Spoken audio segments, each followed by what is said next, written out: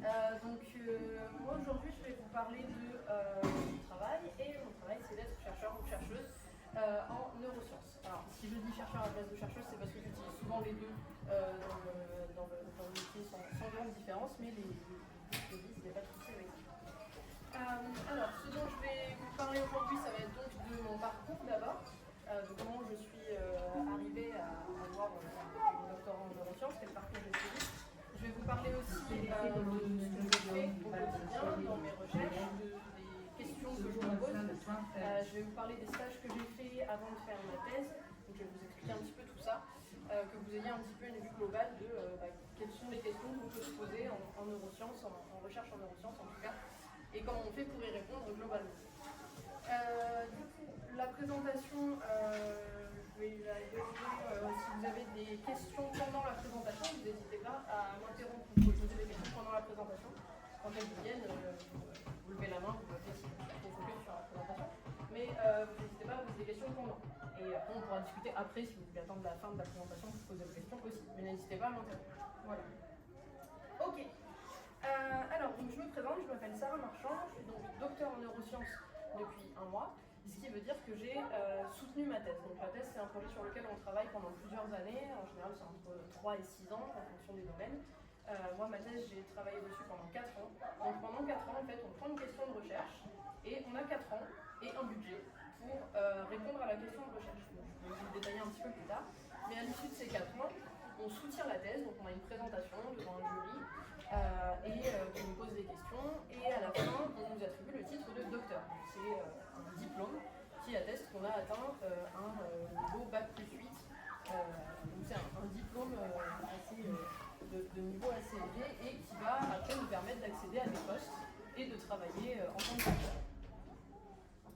Ok, donc globalement, je vais enlever le petit. Voilà. Globalement, on va parler d'abord de mon parcours, des neurosciences cognitives, parce que je vais vous expliquer un petit peu le domaine globalement dans lequel je travaille, parce que c'est assez large. Ensuite, je vais vous parler de mes différents sujets de recherche que j'ai eu au cours de mon parcours.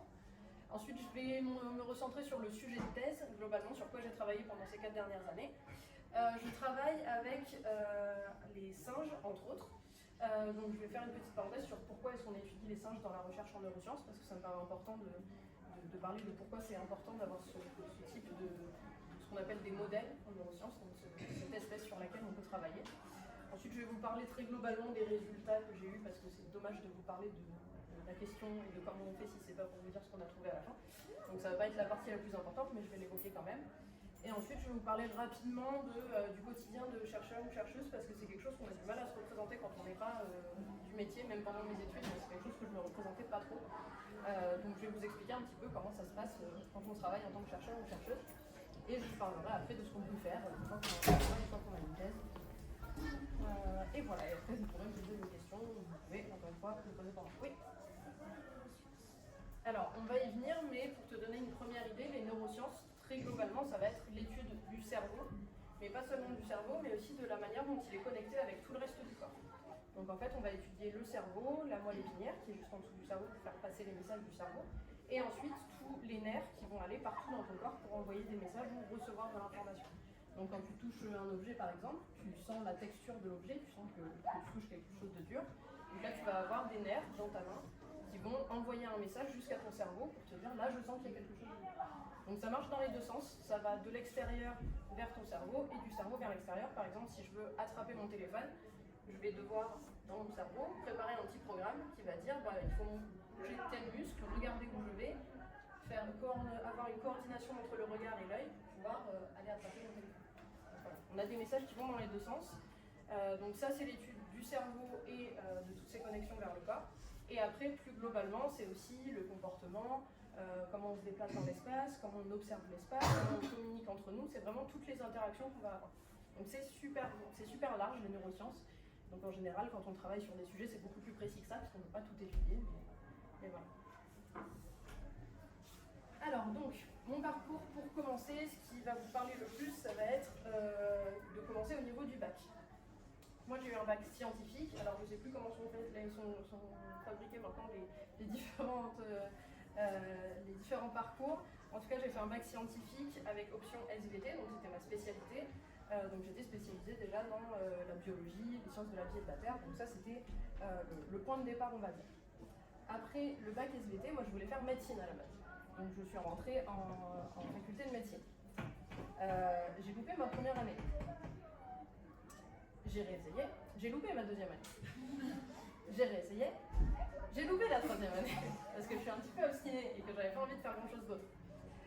Mais à l'issue de cette troisième année, je me suis dit, bon, ok, la médecine, j'y arriverai pas comme ça. Et je me suis dit, pourquoi pas essayer de passer par un diplôme d'école vétérinaire. Ça reste de la médecine, c'est sur les animaux, j'aime bien les animaux, bon, on va par cette voie-là. Donc je suis entrée, il y a plusieurs possibilités d'aller vers les concours d'école vétérinaire, mais moi j'ai décidé de faire une licence de biologie. Donc on rentre à l'université pour 3 ans. Et je voulais donc terminer ma licence et ensuite passer en concours pour rentrer en école vétérinaire. C'est un peu ça l'idée. On peut aussi passer par d'autres voies, mais moi je me suis dit je vais en licence, j'apprends la biologie. À la fin de ma licence de biologie, je passe le concours, j'entre en école vétérinaire. Donc je fais ma licence. Cette fois-ci, succès, au bout de 3 ans, j'ai ma licence. Sauf qu'au moment de passer le concours d'entrée en école vétérinaire, je me dis, je me sens pas trop prête. La chimie, c'est quand même vachement dur. Et je me suis dit, bon, je vais me laisser un petit peu plus de temps pour préparer le concours, je vais pas le passer tout de suite. Mais j'avais pas envie de passer une année juste à travailler sur le concours de mon côté sans continuer mes études. J'avais quand même de très bons résultats en licence, donc je me suis dit, je vais pouvoir entrer en master. Après les 3 ans de licence, on a la possibilité de rentrer dans un master qui dure 2 ans. Aussi pendant ma licence, j'ai fait quelques stages pour commencer à découvrir un petit peu ce qui se faisait dans la recherche en biologie globalement, donc ça n'avait pas forcément de lien avec ce que je fais maintenant. Je travaillais plutôt du coup, dans les écoles vétérinaires sur la recherche sur l'animal. C'était des stages très courts, mais ça m'a aidé à voir un petit peu comment se passait le monde de la recherche. Et donc après ma licence, je me dis plutôt que de passer 1 an à juste préparer le concours et pas continuer à avancer sur mon parcours, je vais rentrer en master et puis quand je serai prête pour le concours, on quitte le master. Donc je rentre en master de neurosciences, ou non long, c'est master neurosciences comportement cognition. Ça fait beaucoup de termes, ça englobe beaucoup de spécialités. Mais je me suis dit, les cours de neurosciences c'était sympa, étudier le cerveau, tout ça, donc je vais aller dans ce master-là. Puis après, je quitterai le master pour aller en école véto.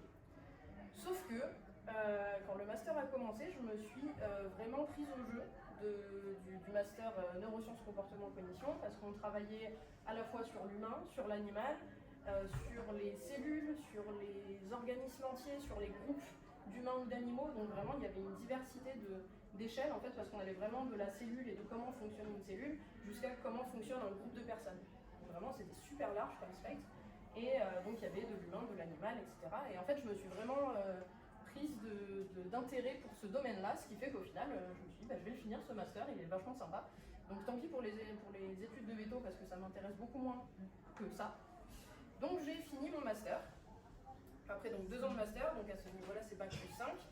Et en master on a plus de stages, donc on a un stage en première et en deuxième année, et j'avais fait un stage en plus, parce que pourquoi pas. Et donc je vais vous parler des stages un petit peu plus en détail après, pour que vous ayez une idée un petit peu de ce que j'ai fait pendant cette période. Et donc après le master, on peut soit commencer à travailler directement dans la recherche, c'est possible, on a des contrats d'ingénieurs, ou alors on peut poursuivre dans les études et aller vers un doctorat. Donc ça c'est ce que j'ai fini le mois dernier. Et donc le doctorat il est dans le même domaine que le master, hein, mais cette fois-ci c'est 4 ans qu'on passe vraiment dans le laboratoire. Donc on n'a plus de cours, on est vraiment à temps plein dans le laboratoire à travailler sur notre question de recherche. Et donc à l'issue de ce doctorat, on a le niveau bac plus 8 et donc le titre de docteur en neurosciences. Donc pour moi ça a duré 4 ans, en fonction des domaines ça change, hein. Ça peut être entre en général 3 et 6 ans. Oui. Mais ça veut dire quoi, cognition? Excellente question. Alors, est-ce que c'est celle qui est juste après ou pas? Oui, voilà, ça va être juste après. Alors, juste petite précision, toutes ces études-là, je les ai faites à Toulouse.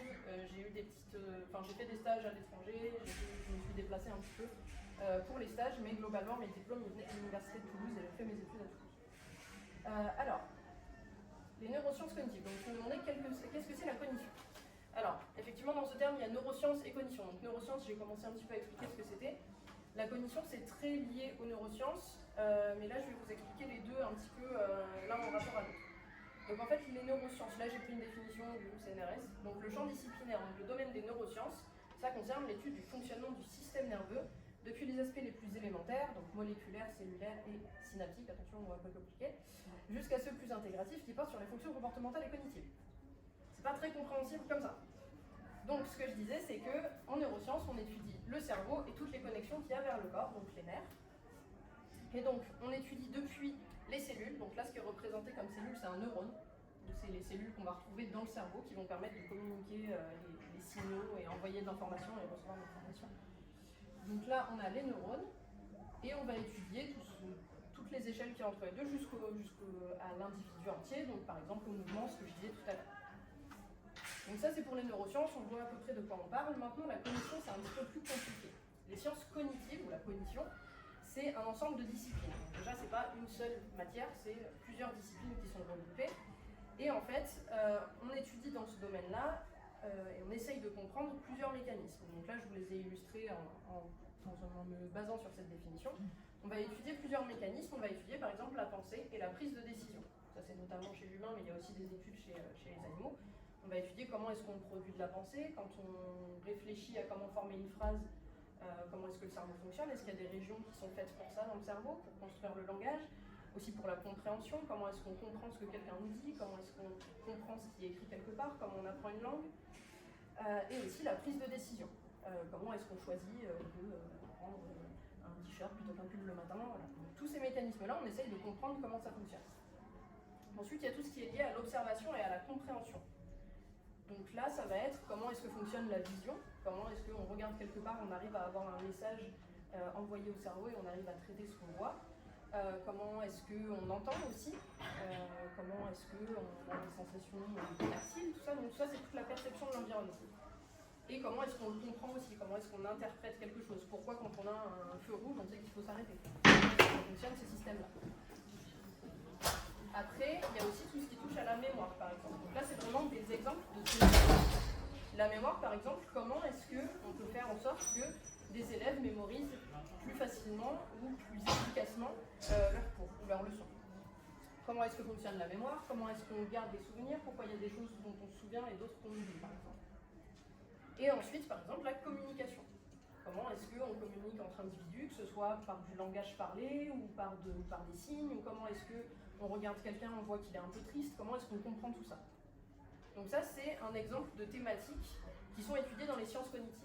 Globalement, on essaye de comprendre comment est-ce que l'humain, mais aussi parfois l'animal, communique avec son environnement, avec les autres humains. Donc les sciences cognitives ou la cognition, c'est vraiment tout ça. C'est tous ces mécanismes, c'est comment on interagit entre nous et avec notre environnement. Et donc là, ce qui est important dans cette définition, c'est qu'on étudie les mécanismes chez l'humain, l'animal, ou ce qu'on appelle la pensée artificielle ou l'intelligence artificielle, dont vous entendez sûrement beaucoup parler en ce moment. Donc ça, c'est ce qu'on appelle les modèles. Donc en neurosciences, on va souvent travailler sur l'humain, c'est le plus classique, mais on peut aussi travailler sur les animaux quand c'est pertinent et quand il y a une raison valable de le faire, donc ça on reviendra dessus après. Mais on peut aussi essayer de comprendre comment fonctionnent les animaux, comment est-ce qu'ils réfléchissent, comment ils prennent leurs décisions, comment ils perçoivent l'environnement. Par exemple, on sait que les animaux n'ont pas forcément la même vision que nous. Il y a des espèces qui voient les choses différemment, ou alors qui vont moins se reposer sur la vue, mais plutôt sur l'odorat, etc. Donc tout ce qui est perception, par exemple, ça s'étudie beaucoup chez l'animal. Et ensuite, il y a l'intelligence artificielle, où là, je ne vais pas trop insister là-dessus parce que déjà, c'est pas mon domaine. Et surtout, c'est très très large aussi. Mais globalement, on va essayer de reproduire avec un ordinateur le fonctionnement d'un cerveau humain. Il y a des choses. Alors, pour vous donner des cas un petit peu plus concrets, je vais vous parler des sujets de recherche sur lesquels moi j'ai travaillé personnellement. Donc j'ai fait un premier stage en licence. Alors je vous donne le nom du stage, après je vous explique ce que c'était. Donc c'était codage comportemental pour évaluer l'effet de la présence de congénères sur les réponses du stress chez les souris. Ce qu'on appelle en anglais le social buffering. Donc ça c'est un stage que j'ai fait à Toulouse dans un laboratoire qui s'appelle le Centre de recherche sur la cognition animale, donc CRCA. C'est un laboratoire spécialisé à Toulouse qui travaille sur la cognition des animaux et des insectes.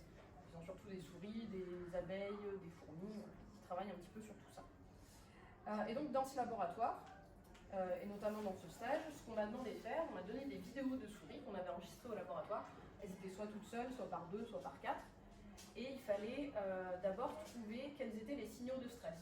Donc là, en général, quand on commence à travailler sur un sujet de recherche, on va regarder ce que les autres scientifiques ont fait avant. Parce qu'il y a quand même des travaux en général historiques, donc on va sur des sites spécialisés, qu'on nous communique pendant nos études, hein, on va sur ces sites-là et on cherche des articles scientifiques, souvent en anglais, et on va regarder ces articles et on va se dire, ok, donc il y a tel scientifique il y a 8 ans, il a dit qu'une souris stressée, elle avait tendance à se comporter comme ça. Donc on se base sur des travaux qui ont déjà été faits par d'autres scientifiques, on prend évidemment beaucoup d'articles, on ne se base pas que sur un seul, on prend plein d'articles, on recoupe, et on établit à ce moment-là ce qu'on appelle un catalogue comportemental. Donc on va dire, par exemple, tel comportement, le freezing, je vais vous montrer ce que c'est. Le freezing, c'est un comportement de stress où la souris va se figer totalement. Elle arrête complètement de bouger. Il y a plusieurs espèces animales qui font ça, quand elles sont stressées, leur réaction c'est juste de ne pas bouger.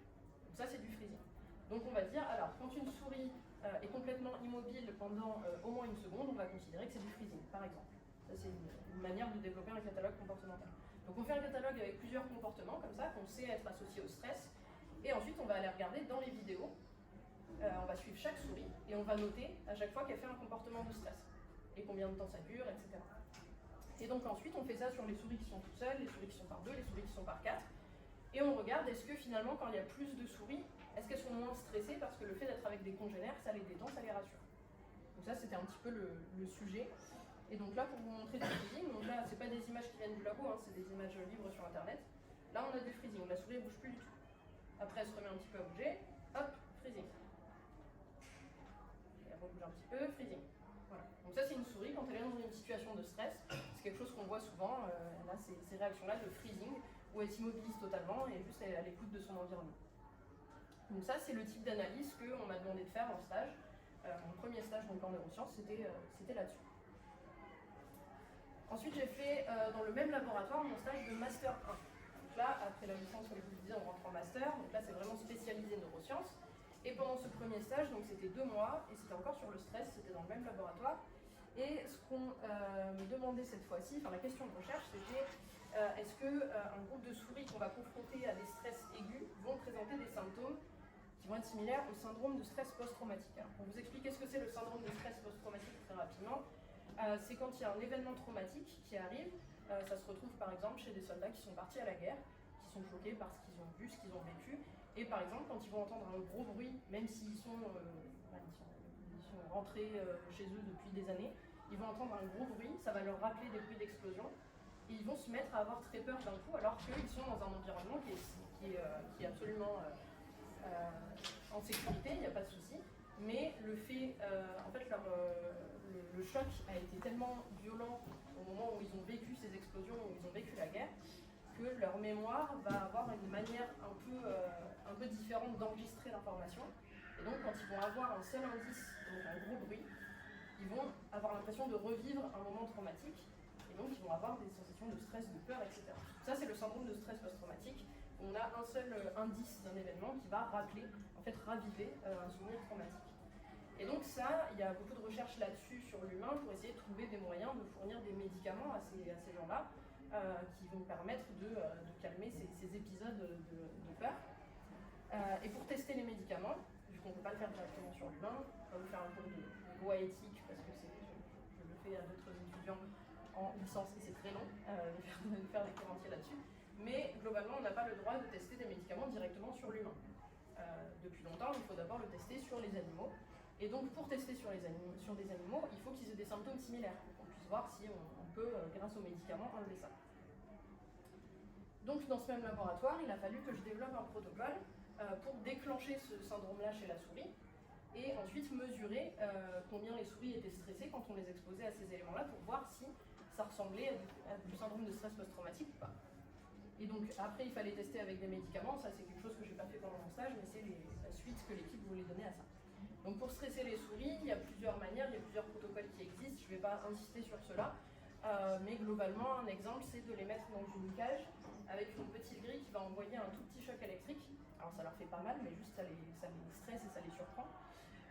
Et à ce moment-là, donc, on va plus tard dans la boucle les remettre dans la même cage, envoyer un signal sonore qu'on avait mis en même temps que le choc électrique la première fois, et voir si juste le signal, ça leur rappelle ce qui s'est passé et si elles se mettent à stresser.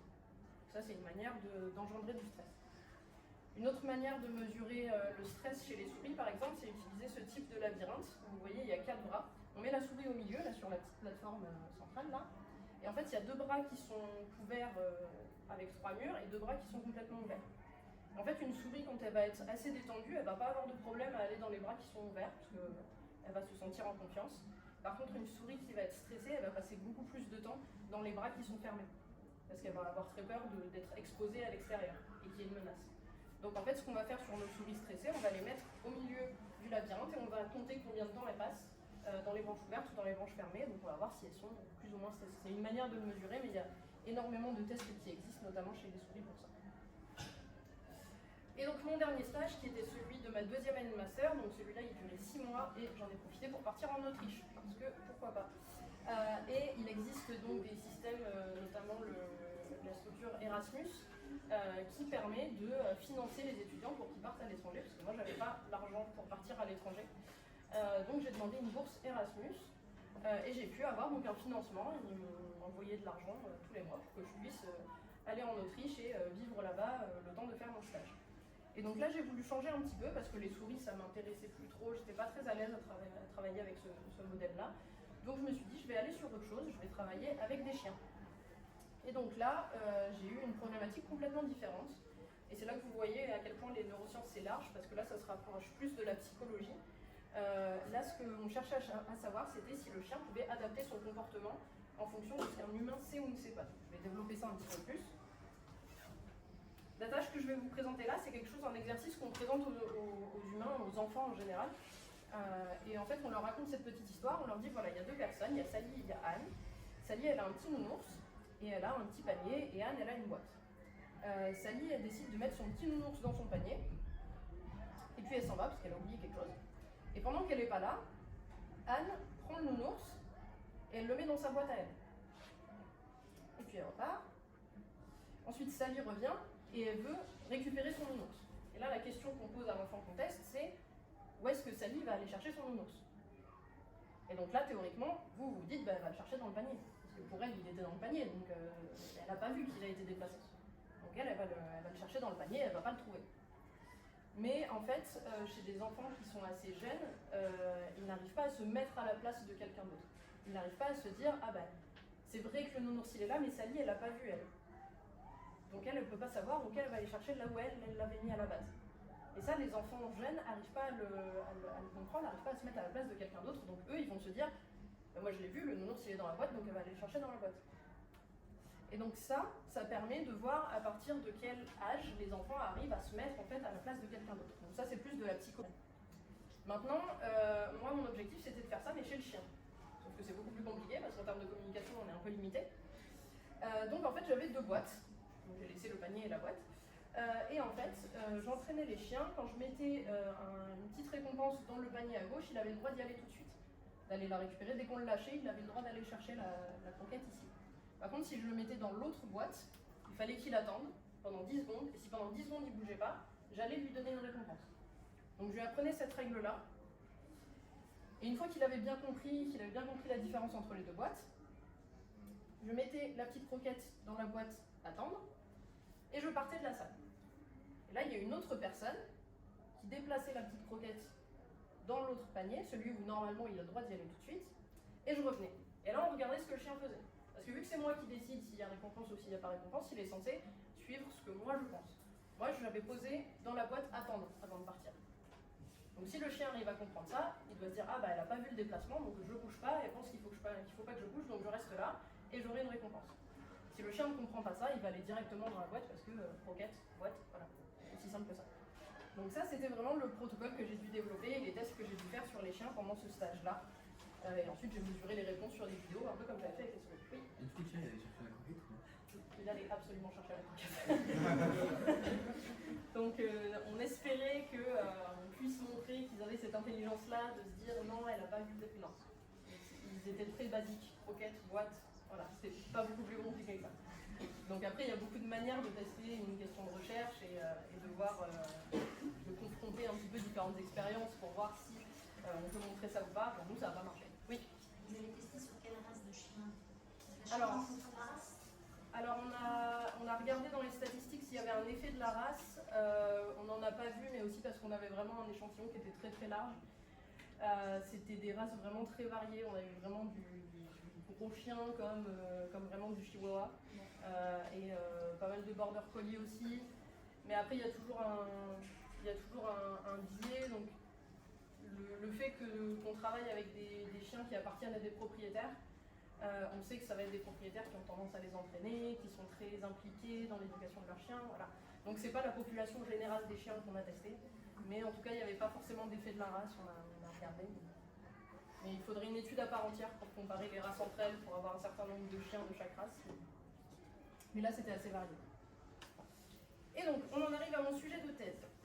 Donc qu'est-ce que j'ai fait après tous ces stages? En fait quand je suis sortie de mon stage sur le chien, je me suis dit bon, c'est sympa, tout ce qui touche un peu à la psychologie, mais moi ça me dit pas ce qui se passe dans leur tête en fait, parce que vraiment pendant mes expériences avec les chiens, je me disais mais qu'est-ce qui se passe dans ton cerveau là tout de suite, parce que je comprends pas ce que tu fais.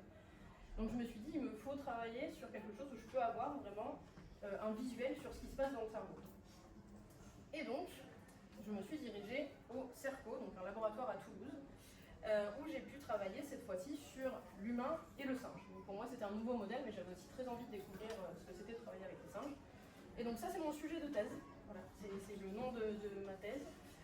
Donc je vais vous le lire comme ça, mais après je vais le décortiquer parce que pour n'importe qui c'est absolument compréhensible.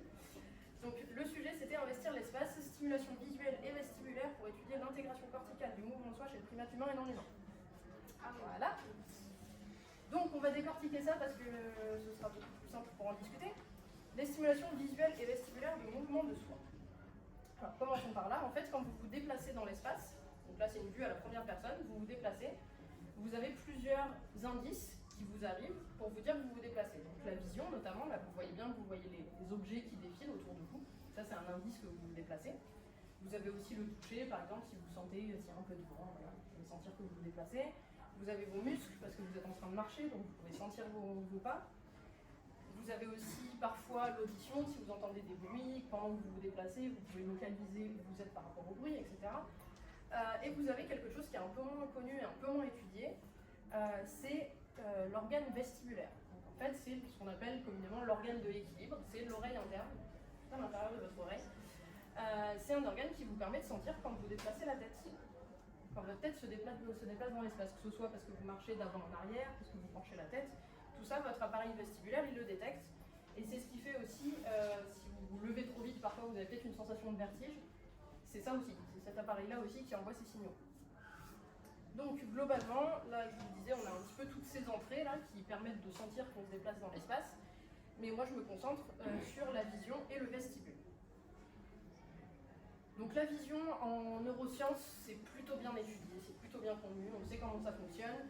Là je vous ai mis une illustration, mais globalement vous avez le signal visuel, la lumière qui rentre dans l'œil, qui va arriver au niveau de la rétine, et ensuite au niveau de la rétine vous allez avoir des cellules qui vont envoyer des signaux jusqu'à votre cerveau, et toute l'information visuelle va se retrouver à cet endroit-là dans le cerveau, ce qu'on appelle le lobe occipital, qui est tout à l'arrière de la tête, et c'est ce qu'on appelle le cortex visuel. Donc toute l'information visuelle, elle arrive ici dans le cerveau. Donc ça, on connaît plutôt bien. Le vestibule, donc comme je vous le disais, c'est dans l'oreille interne. Donc vous voyez, là, vous avez votre oreille, ici votre tympan, et en arrière de tout ça, vous avez ici un gros appareil. Donc ça, c'est la cochlée, c'est pour entendre, c'est l'organe de l'audition, et ça, les petits canaux que vous voyez là, c'est l'organe vestibulaire. Donc ça ressemble à ça, de manière un peu mieux représentée. Vous avez des canaux en fait, comme ça. Et ce qui se passe, c'est que quand vous vous déplacez dans l'espace, il y a un liquide qui circule dans ces canaux en fait. Et quand vous vous déplacez, ce liquide va bouger, et donc il va aller activer des cellules qu'on appelle des cellules ciliées. Donc en fait, le liquide va aller pousser les cellules ciliées. Et les cellules, en réponse, vont envoyer un message qui va arriver jusqu'au cerveau pour dire « Ah, bah là, on a tourné la tête à gauche ». Donc c'est comme ça que ça marche. Et la première question qu'on se pose, c'est comment est-ce qu'on étudie ça au laboratoire? Donc on sait que naturellement, dans un contexte naturel, la manière dont ça se passe, c'est que pour la vision, on a le flux optique, donc le défilement des objets. Okay, on a vu tout à l'heure dans la vidéo, ça c'est pour la vision, on a ce type de signal. Et comme je vous l'expliquais juste là, pour la partie équilibre, on va avoir des cellules ciliées qui vont s'activer en fonction du mouvement. Maintenant, pour reproduire ça au laboratoire, c'est un peu compliqué. En tout cas pour le vestibulaire. Pour la vision, c'est assez facile parce qu'on peut utiliser des vidéos. Voilà, il y a des points qui tournent. Donc ça donne une impression, quand on met un écran assez large devant vous, vous avez l'impression d'être en train de vous déplacer. Okay, Donc ça, on peut utiliser des vidéos, c'est assez simple, on sait faire. Par contre, pour le vestibule, c'est plus compliqué parce que c'est vraiment tout à l'intérieur de l'oreille, on ne sait pas trop comment aller l'activer. Et donc, on utilise une méthode qu'on appelle la stimulation galvanique vestibulaire. Alors, galvanique, ça veut juste dire électrique, juste parce que le monsieur qui est à la base de ça s'appelle Monsieur Galvani, donc on a mis son nom dedans, mais ça veut juste dire que c'est électrique. Donc, la stimulation galvanique vestibulaire, en fait, ça va consister à placer des petites électrodes à l'arrière de l'oreille, mais sur la peau. Et en fait, on va envoyer un courant électrique très très faible, qui va du coup pas créer de douleur. Par contre, ça va être suffisamment fort pour que les cellules à l'intérieur de l'oreille, donc dans l'organe vestibulaire, s'activent. Donc en fait, on va envoyer un faux message en utilisant ce système-là. Et en fonction de comment on place les électrodes, du nombre d'électrodes, etc., on peut créer un faux signal qui indique qu'on se déplace sur le côté, ou bien qu'on se déplace vers l'avant ou vers l'arrière. On peut complètement contrôler l'illusion, entre guillemets, de mouvement qu'on va créer. Et donc pour l'avoir testé, beaucoup sur moi pendant 4 ans, quand on a ce système-là sur les oreilles et qu'on envoie un signal, on a vraiment une impression comme un vertige en fait. Vraiment le même vertige que quand vous vous levez trop vite, on a vraiment une impression de se déplacer, que la pièce tourne, on a vraiment une impression de mouvement de soi. Donc ça c'est pour les stimulations. L'intégration corticale, très simplement, ça veut dire où va l'information dans le cerveau. Donc là, la partie la plus foncée que vous voyez ici, c'est le cortex. C'est là qu'on va retrouver les neurones dans le cerveau, en tout cas le corps des neurones. Et nous, ce qu'on va chercher à voir, c'est quelles régions s'activent dans le cerveau quand on envoie ces signaux-là. Maintenant, comment on fait pour voir les régions qui s'activent? Pour ça, on utilise l'IRM. Donc c'est un gros scanner qui va nous permettre de détecter les zones du cortex, donc de l'extérieur du cerveau, qui vont s'activer. Et donc, quand on dit qu'ils vont s'activer, on va avoir en fait un afflux de sang dans ces régions parce qu'il va falloir alimenter les cellules qui vont envoyer le signal, donc on va envoyer du sang. Et ça, la machine le détecte. Elle détecte où il y a un afflux de sang et donc ça nous permet de voir quelles régions sont gourmandes en énergie à ce moment-là. Donc là, par exemple, pendant une tâche visuelle, alors là, je crois que c'était une tâche de lecture, vous avez toute la partie dont j'ai parlé tout à l'heure, le lobe occipital, donc la partie de la vision qui est allumée parce que la personne est en train de lire, donc elle sollicite sa vision. Et vous voyez, il y a d'autres régions aussi, je ne vais pas les détailler ici, mais il y a d'autres régions parce qu'il y a aussi la compréhension du langage qu'on est en train de lire, l'interprétation, etc. Donc ça nous permet de voir quelles zones sont activées. Et donc la dernière partie de ce sujet, c'est chez le primate humain et non humain. Donc primate humain, c'est nous, primate non humain, c'est eux, entre autres. Donc primate non humain, c'est très global, c'est les singes, mais nous, on travaille avec des macaques. Les macaques rhésus, donc c'est ces petits singes-là, les femelles font à peu près 6 kg, c'est vraiment des singes qui sont gros comme ça. Très mignon. Donc pourquoi est-ce qu'on étudie le singe? Ce que je vous ai représenté là, vous n'avez pas besoin d'aller dans le détail, c'est juste pour vous montrer qu'à gauche, c'est les régions qui nous intéressent dans cette étude-là, et à droite, donc à gauche chez le primate non humain, et à droite chez nous l'humain. Donc vous voyez, juste si vous comparez, vous n'avez pas besoin de savoir ce que ça veut dire, mais juste en comparant les régions qui sont illustrées, vous voyez bien que globalement le système est le même. Donc ça c'est assez rassurant, parce que ça veut dire que si on trouve des choses chez le singe, il y a des chances que ça existe aussi chez nous. On a beaucoup d'identité entre les deux espèces. Ce qui est intéressant aussi, c'est de comparer entre différentes espèces, que ce soit entre primates ou entre les primates et nous, pour voir s'il y a des choses qui nous sont spécifiques à nous, ou qui eux aussi partagent ces systèmes-là.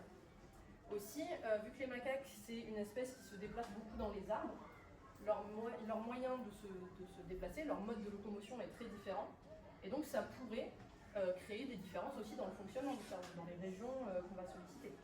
Donc ça c'est une question, est-ce que la manière dont on se déplace, ça va avoir une influence sur l'organisation? Et il y a bien sûr la question de l'évolution, de savoir ce système-là, cette mise en place qu'on a dans le cerveau, le fait que telle zone soit activée dans tel contexte, est-ce que c'est arrivé tard dans l'évolution, donc plutôt vers nous, ou est-ce que c'est arrivé très tôt et donc beaucoup d'animaux partagent cette organisation-là? Ici, je vous représente la mise en place qu'on a dans l'IRM. Donc là, imaginez, c'est dans le tube du scanner. Donc on a le singe qui est assis comme ça, en position du sphinx, on appelle ça. Donc là, on a un petit peu de tête pour que sa tête ne bouge pas, parce que quand on fait des acquisitions avec l'IRM, il faut vraiment être immobile. Je ne sais pas si certains d'entre vous ont déjà passé des IRM, il faut vraiment pas bouger du tout. Donc là, c'est pour que le singe reste fixe. Là, il a son petit tube pour lui donner de la récompense quand il travaille bien. Et ici, on a donc la vidéo qu'on diffuse avec les points qui se déplacent. Et là, derrière ses oreilles, un petit peu en jaune, il y a les électrodes pour envoyer le signal. Donc ça ressemble à ça avec le singe. Chez l'humain, je n'ai pas d'image du protocole, mais on aura aussi les stimulations derrière les oreilles, juste l'humain est allongé sur le dos. Et on aura un petit miroir ici pour diffuser la vidéo. Donc à partir de là, globalement, les résultats qu'on a eus dans ces études, d'abord chez l'humain, on s'est amusé à voir si on faisait un signal vers l'avant ou vers l'arrière, si on avait des différences. Donc on a fait ça à la fois avec la vision, donc avec les vidéos, et avec le vestibule, donc avec les signaux électriques. On s'est amusé à mettre les deux dans la même direction, les deux dans les directions opposées, tout ça. Et donc on est allé voir dans certaines régions qu'on connaissait, qui nous intéressaient, s'il y avait des régions qui étaient plus activées dans une des conditions que dans les autres. Donc là vous voyez certaines des régions qui sont représentées sur un cerveau humain. Alors c'est un cerveau humain qu'on a gonflé pour pouvoir représenter les régions, ça ne ressemble pas vraiment à ça. Et donc globalement ce qu'on voit c'est que cette région-là en rouge, B6, qui est une région donc, qui est au niveau visuel dans le lobe occipital à l'arrière du crâne, à l'arrière du cerveau plutôt, elle va répondre davantage quand les signaux sont congruents. Donc là, ça veut dire qu'on va envoyer le même signal à la vision et à l'oreille interne. Donc aux deux voix, on va leur dire là, ça va vers l'avant. Et cette région-là, elle aime bien. Les deux informations concordent. Et ça, c'est assez rassurant. Et de la même manière, quand on lui indique la direction vers l'avant, donc quand on vous donne l'illusion d'aller vers l'avant, cette région-là, elle s'active beaucoup plus que quand on vous donne l'illusion d'aller vers l'arrière. Donc en fait, ce qu'on se dit, c'est que cette région-là, elle est vraiment faite et elle réagit beaucoup plus à tout ce qui va être mouvement naturel. Parce que naturellement, vous marchez beaucoup plus souvent vers l'avant que vers l'arrière. Et la plupart du temps, vos deux sens, donc l'oreille interne et la vision, ils sont d'accord, ils savent que vous allez vers l'avant. Donc cette région-là, vraiment, elle capte les signaux les plus naturels. Et donc chez le singe, en fait, l'étude du système vestibulaire et des activations vestibulaires, elle n'avait jamais été faite de cette manière-là. Donc c'était une première pour nous. Et on a pu avoir cette carte. Donc en fait, ce que vous voyez en bleu, ça va être toutes les régions qui sont activées par la stimulation visuelle, donc par les vidéos. Et en rouge, c'est tout ce qui va être activé par la stimulation électrique de l'oreille interne. Et donc ce qui est intéressant ici, c'est qu'en jaune, vous avez les endroits où ça se recoupe. Donc là, ce qu'on a vu, c'est qu'il y a deux réseaux différents, un qui s'occupe de la vision, un qui s'occupe du vestibule, et qu'il y a quelques régions dans lesquelles les informations se retrouvent au même endroit. Et donc là, c'est ce qu'on appelle l'intégration corticale. Donc c'est au niveau du cortex, l'endroit où les deux informations sont mises ensemble pour créer finalement une représentation, une illusion qui fait sens.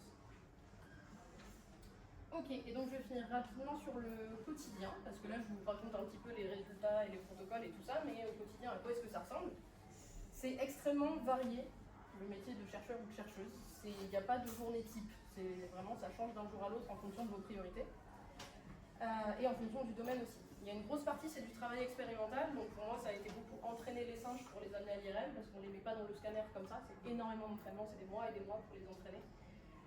Donc beaucoup d'entraînement singes et de sessions à l'IRM, donc au scanner. Là vous voyez, j'étais avec une collègue devant l'écran du scanner, on regardait le couple de cerveau humain qu'on venait d'avoir avec la machine. Donc ça c'est une grosse partie du travail. Il y a aussi l'analyse et la réflexion, le traitement des données, la programmation et l'interprétation des résultats. Donc là c'est temps plein sur l'ordinateur, sur les logiciels, à comprendre comment ils fonctionnent. C'est la première étape, parce qu'on ne le sait pas tout de suite en arrivant. Des fois écrire des programmes sur l'ordinateur pour pouvoir traiter les images et après faire beaucoup d'analyses sur les résultats, traiter les images, traiter les résultats pour avoir des résultats à présenter. Une fois qu'on a ces résultats-là, il faut les mettre en forme pour pouvoir les publier dans les journaux scientifiques. Ça, c'est une grosse partie du travail de chercheur aussi. Donc on passe beaucoup de temps à écrire des articles interminables où on détaille tout ce qu'on a fait de la manière la plus rigoureuse possible, parce qu'il faut très bien expliquer ce qu'on fait pour que d'autres puissent s'en resservir aussi derrière. Donc ça c'est une grosse partie du travail également. Il y a une énorme partie du travail qui est en équipe, on fait beaucoup de réunions de projets, de réunions d'équipe, de discussions au sein du laboratoire, où on s'entraide, on se présente où on en est dans nos projets, où est-ce qu'on a des problèmes, qui peut aider sur quoi. Et puis des fois c'est un peu festif, là c'était les 30 ans du laboratoire, il y a 2 ans de ça. Donc voilà, il y a beaucoup de vie collaborative, en fait, vraiment on partage beaucoup, une grosse part du travail avec les collègues. Ensuite il y a une partie apprentissage et enseignement, en tout cas dans la thèse, pas forcément après beaucoup en tant que chercheur, mais dans la thèse souvent. On fait beaucoup de formations, parce qu'on est toujours en train d'apprendre, hein, même quand on est en train de faire le doctorat, même si on est à temps plein au laboratoire, il y a beaucoup de choses qu'on apprend. On fait beaucoup de formations et on peut enseigner à l'université, donc moi j'ai donné pas mal de cours. Ensuite, et ça c'est la partie un peu la plus fun, c'est qu'on voyage beaucoup pour la science aussi, alors plus ou moins en fonction des domaines. En neurosciences, on a la chance d'avoir beaucoup de congrès, et donc on participe à des congrès à l'étranger. Là, c'était un congrès à Chicago l'année dernière.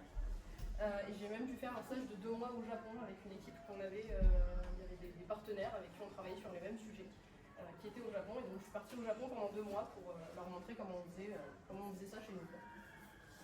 Et Et donc après la thèse, donc là je vous ai remis le parcours. Après la thèse, souvent on fait des contrats courts qu'on appelle des post-doctorats, qui durent en général entre 1 et 3 ans. On en fait un ou deux, on part à l'étranger, on va voir un petit peu d'autres problématiques, d'autres choses. Et une fois qu'on a fini ça, on peut demander des postes fixes. Là on se pose dans un laboratoire. Et on est soit chercheur, donc à temps plein au laboratoire, soit enseignant-chercheur, et là on est à moitié au laboratoire, à travailler sur nos recherches, et à moitié à l'université pour enseigner aux étudiants. Oui. Quand vous partez à l'étranger pour des stages ou pour voilà, du coup vous parlez en anglais, mais enfin, les termes sont compliqués, du coup. Ouais, alors on parle dans la recherche, c'est super important de parler en anglais, ça, encore une fois ça dépend des domaines, mais en tout cas dans le mien c'est super important de parler en anglais. Donc on a des formations aussi pour renforcer son niveau d'anglais, et y compris d'anglais scientifique. Donc on a des formations où on nous apprend à parler de notre recherche en anglais. Parce qu'on n'a pas forcément le vocabulaire comme ça, c'est un vocabulaire qui est très spécifique, qui est très particulier.